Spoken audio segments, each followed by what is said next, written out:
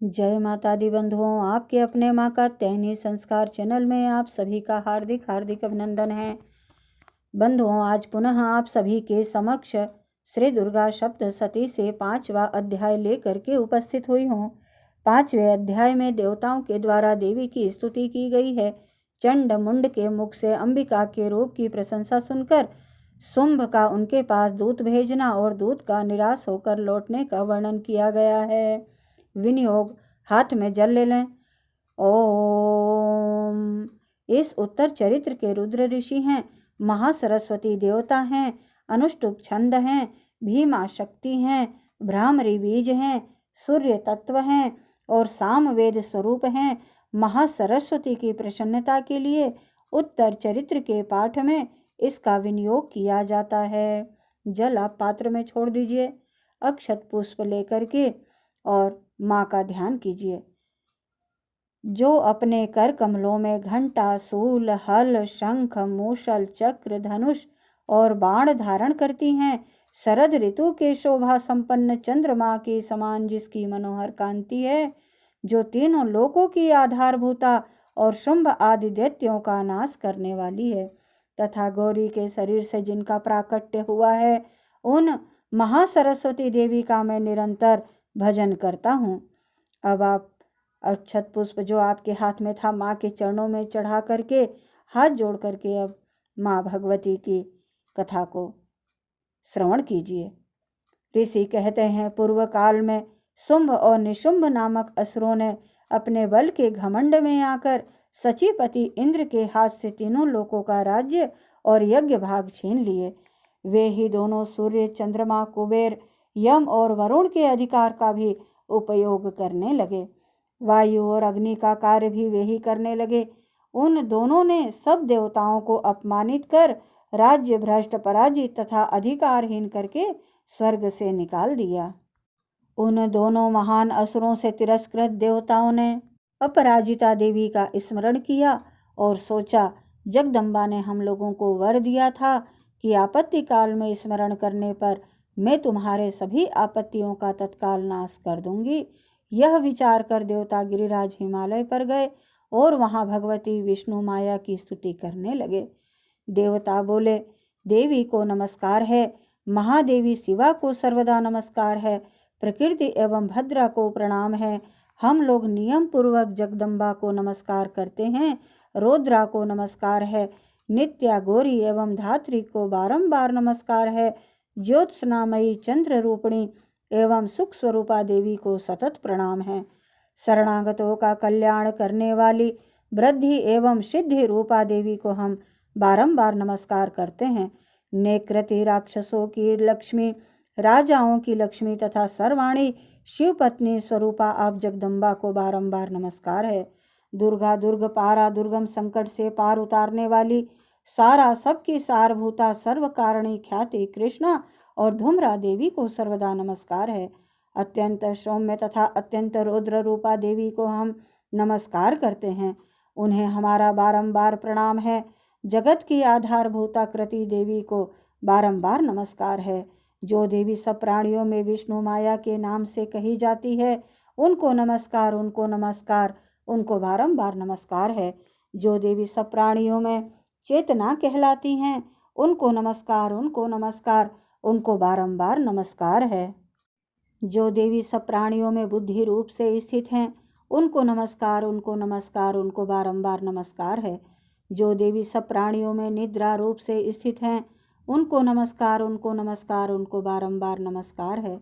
जो देवी सब प्राणियों में क्षुधा रूप से स्थित हैं, उनको नमस्कार, उनको नमस्कार, उनको बारंबार नमस्कार है।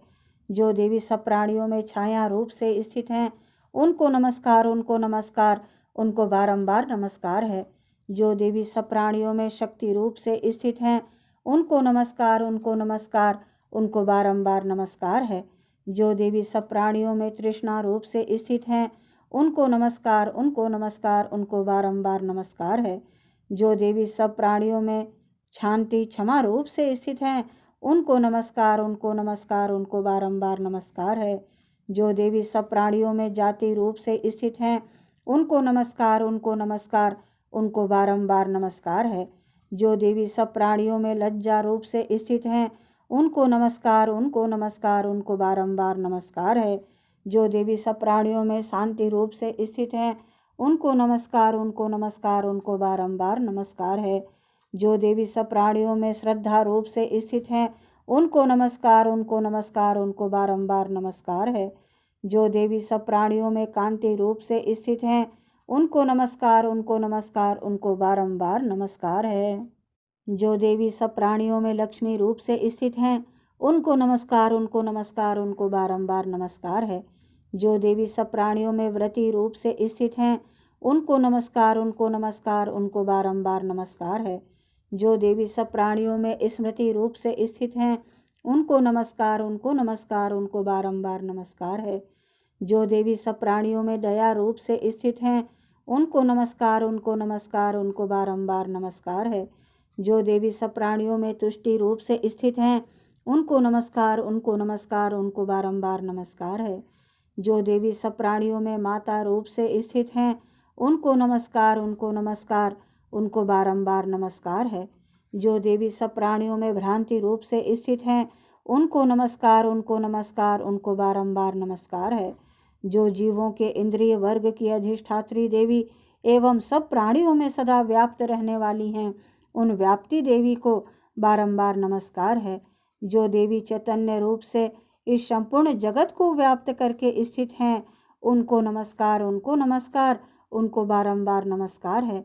पूर्व काल में अपने अभिष्ट की प्राप्ति होने से देवताओं ने जिनकी स्तुति की तथा देवराज इंद्र ने बहुत दिनों तक जिनका सेवन किया, वह कल्याण की साधन भूता ईश्वरी हमारा कल्याण और मंगल करें तथा सारी आपत्तियों का नाश कर डालें।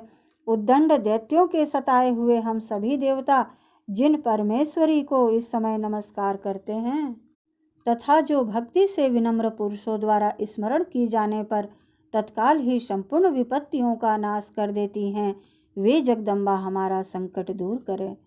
ऋषि कहते हैं, राजन, इस प्रकार जब देवता स्तुति कर रहे थे, उस समय पार्वती देवी गंगा जी के जल में स्नान करने के लिए वहां आई।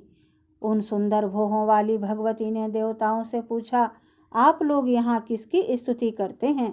तब उन्हीं के शरीर कोश से प्रकट हुई शिवा देवी बोली, शुंभ दैत्य से तिरस्कृत और युद्ध में निशुंभ से पराजित हो यहाँ एकत्रित हुए ये समस्त देवता यह मेरी ही स्तुति कर रहे हैं। पार्वती जी के शरीर कोश से अंबिका का प्रादुर्भाव हुआ था, इसलिए वे समस्त लोक में कौशिकी कही जाती हैं। कौशिकी के प्रकट होने के बाद पार्वती देवी का शरीर काले रंग का हो गया, अतः वे हिमालय पर रहने वाली कालिका देवी के नाम से विख्यात हुई। तदंतर शुंभ निशुंभ के भृत्य चंड मुंड वहां आए और उन्होंने परम मनोहर रूप धारण करने वाली अंबिका देवी को देखा। फिर वे शुंभ के पास जाकर बोले, महाराज, एक अत्यंत मनोहर स्त्री है जो अपनी दिव्य कांति से हिमालय को प्रकाशित कर रही है। वैसा उत्तर रूप किसी ने कहीं भी नहीं देखा होगा। इतना उत्तम, इतना सुंदर रूप है। हे असुरेश्वर, पता लगाइए वह देवी कौन है और उसे ले लीजिए। स्त्रियों में तो वह रत्न है, उसका प्रत्येक अंग बहुत ही सुंदर है तथा वह अपने श्री अंगों की प्रभा से संपूर्ण दिशाओं में प्रकाश फैला रही है। दैत्यराज, अभी वह हिमालय पर ही मौजूद है, आप उसे देख सकते हैं। प्रभो, तीनों लोकों में मणि, हाथी और घोड़े आदि जितने भी रत्न हैं, वे सब इस समय आपके घर में शोभा पाते हैं।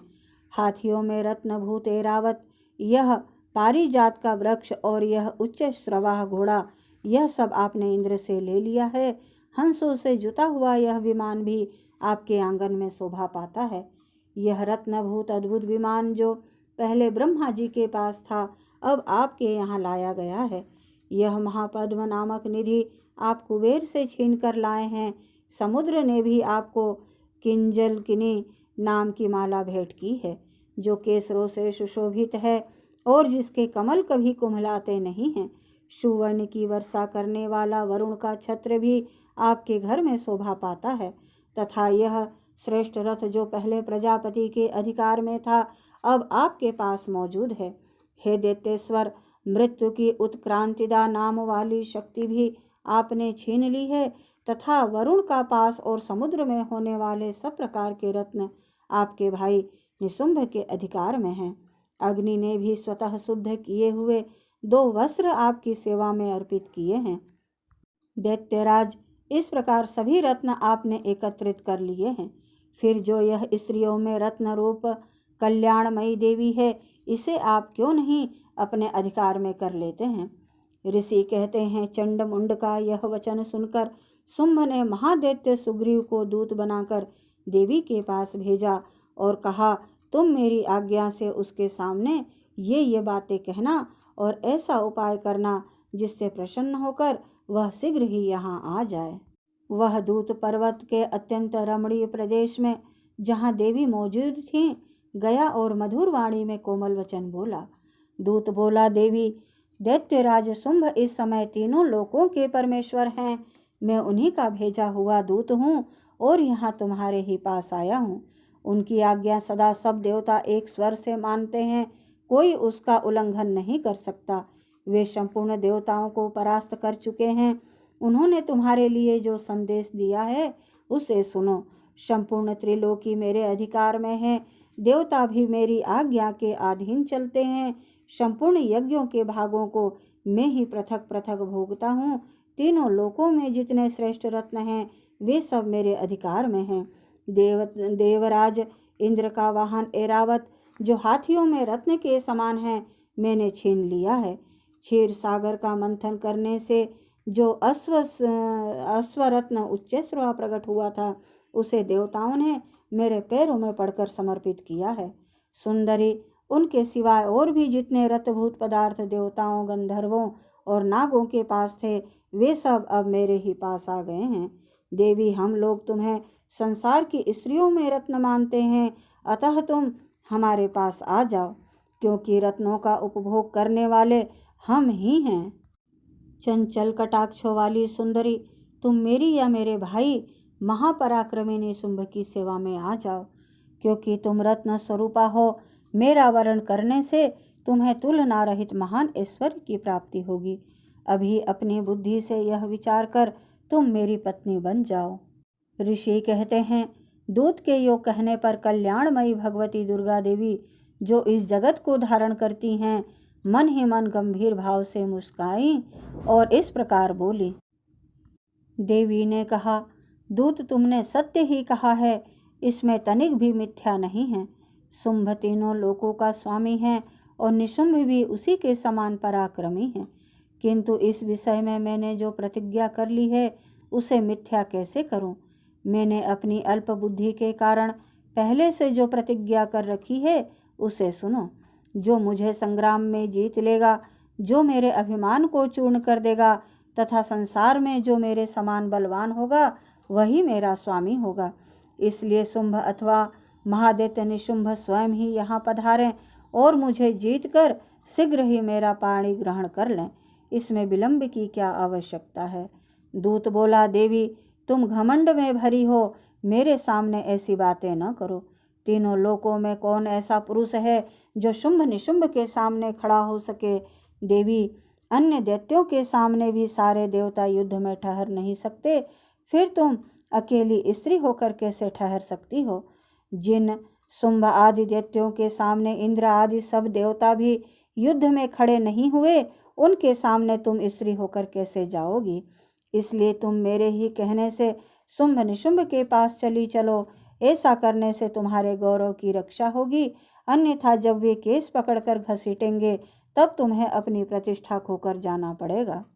देवी ने कहा, तुम्हारा कहना ठीक है। शुंभ बलवान है और निशुंभ भी बड़े पराक्रमी हैं, किंतु क्या करूं?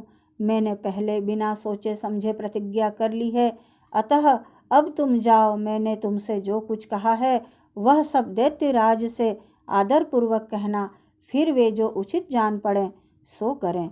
इस प्रकार श्री मार्कंडेय पुराण में सर्वाणिक मनवंतर की कथा के अंतर्गत देवी महात्म्य में देवी दूत संवाद नामक 5वां अध्याय पूर्ण हुआ। ओम तत्सत तत्सत तत्सत। बंधुओं, इस प्रकार श्री दुर्गा सप्तशती का 5वां अध्याय पूर्ण हुआ। यदि आप लोगों को मेरा यह प्रयास अच्छा लगे तो प्लीज़ लाइक शेयर व सब्सक्राइब करना न भूलें। जय माता दी बंधुओं, जय माता दी।